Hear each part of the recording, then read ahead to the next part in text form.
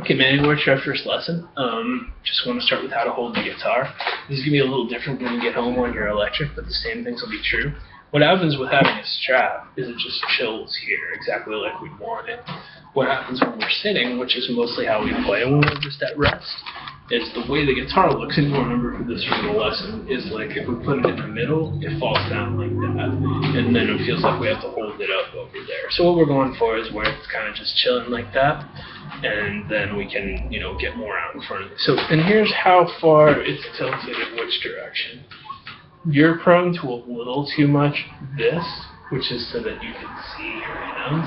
So it's going to be like if it was just straight up and down, like a inch from your body, and then just lean it back on yourself, where like we were talking about, you shouldn't be able to see this right here, but if you look over, you should be able to see it. Awesome. So that's how to hold the guitar. And we got this thing where we're slinging our arm around the side of it, such that this bone rests on the top of there, and that does the steadying that your right hand has had to do until now. So there you go. So just pause your video, get into that position at however long it takes, and just interact with the instrument. Play whatever, hit strings, strum, no fretted notes, it's all good. There we go, that's how to hold the guitar. It's going to be a little different on your electric, but it's still going to have the middle part where it goes like that. Anyway, cool, so that's how to hold the guitar. And when we're in this position, we're not all out. What you were doing, and everybody does it first, is all out in front of the instrument, steadying it that way. This one's just like more ergonomic and gets us in this position. Strumming. Rhythm 1, Rhythm 2, Rhythm 3 on page 1 of the stuff I gave you. This is just us getting used to strumming, using the instrument, like you said, the very good question was, is this a percussion instrument? Right now it is. So like we talked about during the lesson, probably your playing has sounded very like, because the way the guitar looks, it looks like we just move in this range of motion, but like we were talking about, we're going to be like swinging away, the golf analogy. So here's me slow-mo. We see me getting as high as up here, and as far down as down there. So there you go. So in your practice at home, just like be sure you're holding your guitar right. Here's rhythm 1. It's just you going down, down. And it's going to be tempting to play in rhythm, because that sounds cooler. Just the first few times you do it, pause as many times as you need to. The whole trip is, when you're doing this memorization part, not the playing part, to stay consciously focused on what you're doing rather than starting guessing. And if you don't know, you know what I mean. So now we're going to be doing rhythm 2. And you can be playing any chord or no chord. Rhythm 2 is down, up, down, up. This is us kind of trying to get your right hand on autopilot. So that the truly difficult part of what we're doing today, how do I move this quickly and match my hand, is easier, and you have enough conscious focus to actually get it down. So rhythm 2 is just down, up, down. No further explanation required. So stop and get comfortable with that, like pause the video. And the good news about rhythm 3, which is the rhythm we're actually playing in this song, these aren't formal titles, this is just us talking about our first lesson. You shouldn't be like, yo, I'm playing rhythm 3 to someone. You don't know what you're talking about. But yeah, so now we were just going down, down, down, or down, up, down, up, down, up. Now we're going to be going down, down, down, up, down, up. That just sounds like, kind of like a hip-hop, and the first time you played that, you did it right. So there we go. So right now, you're already kind of comfortable with rhythms 1 and 2. You're still holding the pick between these two fingers, not switching to your middle finger, and your thumb is in this position. Now we're starting to talk about left-hand stuff. What everybody does at first is my elbow's against my body, then I'm going to put my thumb way over the top here, and my palm's going to be touching the instrument. Like we're seeing, the thumb hooked over the top is, like what you're doing during the lesson. And then my whole hand is actually touching the instrument back there. And that gets us more out in front of the instrument, where we can successfully, I'm like zoomed in on this in the video, where we can successfully come straight in at the strings and touch them one at a time, which is the trick for playing chords and for playing riffs, except for when you're barring or something. So there you go, there's your playing chords. It's like this position. And just try to let go of always wanting your palm to touch here. But more than anything, just switching from this to I'm just chilling like this, I'll get easier. And it's always our goal to be in good position, pushing down, and if you get it, cool. Because like I said during the lesson, it's kind of going to be like you got 5 pounds too many on the bar. You'll just, oh shit, I can't do it. Wake up the next day, you'll be able to do it. So yeah, like E is the first chord we're playing. Just look on the page, just go 1 string at a time. Be like, okay, 6 string this, or if you remember it from the lesson, even better. Just, when you're thinking about this, you're just thinking about a shape as opposed to like 0, 2, 2, 1, 0, where what notes were hit in the chord. There's this shape I learned, it's called E. Cool.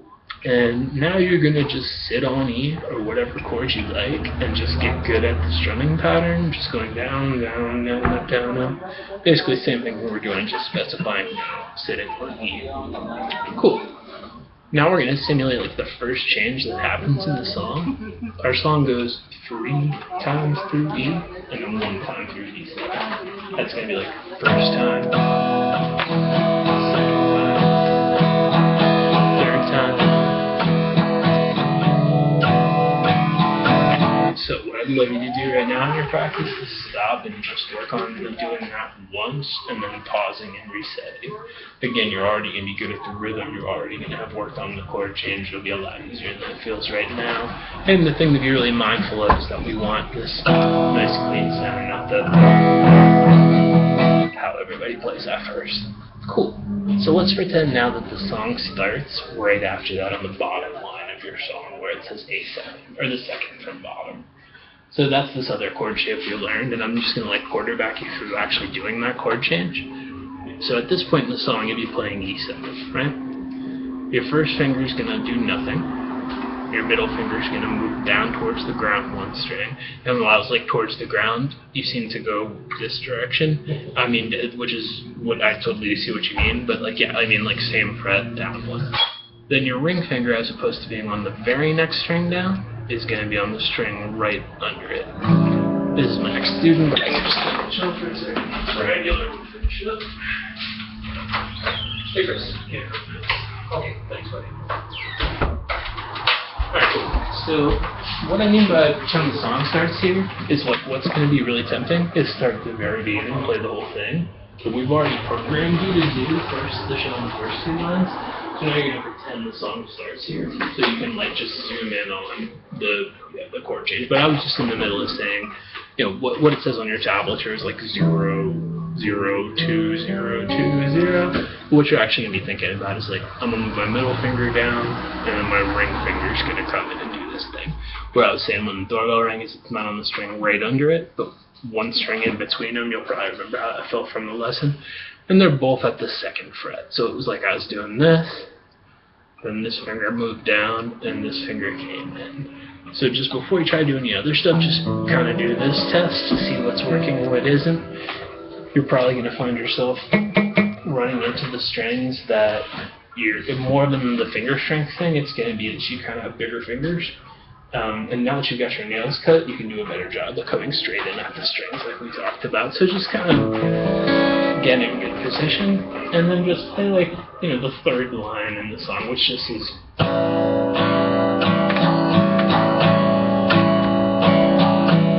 Stop, do it again, stop, do it again. You'll already be good at the rhythm at this point, the right hand part, so it'll kind of be a fun game. And then if we look at what happens next in the song, you just go back to E without any except anything. So our first half was E, still E, E7, then A7, twice, E, twice, back to the top. But if you get through it once, cool. That's kind of our goal is get through it once, pause, get through it once, pause, and working in little sections. Alright, let's talk about learning a chord change on your left hand. Worst possible way to do it is just like do it really slow and kind of guessing.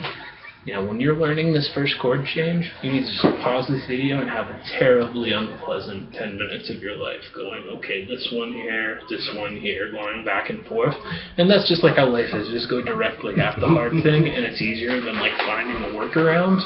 There's no way for this not to be hard at first, but doing things in that order you got a better shot at actually playing than we just did successfully.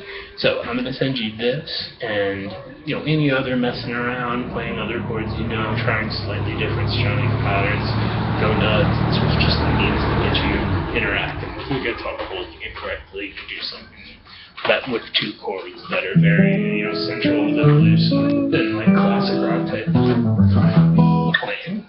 So we'll do something way cooler next time. You are practicing little sections, finish as you go, not looking at the page.